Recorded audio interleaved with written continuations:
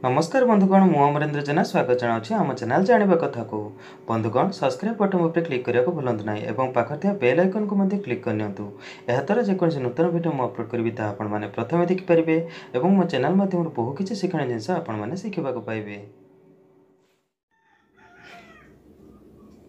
जदि आपण घरे किंबा घरर आखपाखरे गछ लगाइबे तेबे एहा द्वारा ना केवल वातावरण सफा रही थाए बरं आखपाखरे भी सबुजिमा छाई जाए।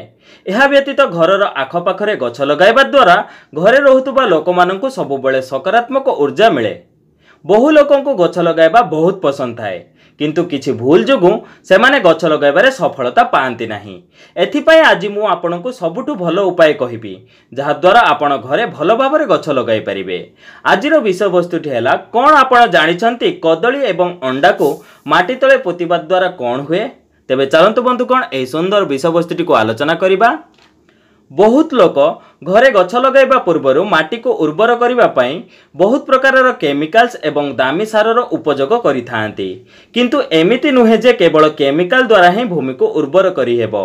कदली एवं अंडा सहायता रे भी घरे गोटे सुस्थ गछ लगा जाय परिबो। सर्वप्रथमे गोटे गात खोलंतु सेथिरे गोटे कदली एवं गोटे अंडा पकाई दियंतु तापरे सेही गातरे अल्प माटी पकाई गछ लगाई दियंतु।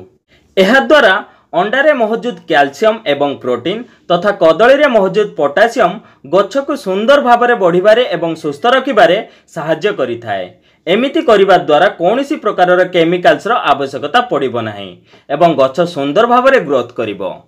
तेबे बंधुगण एहा थिला आजिर विषय वस्तु। कोन आपण जानिछंती कदली एवं अंडा को माटी तले पोतिबा द्वारा कोन हुए।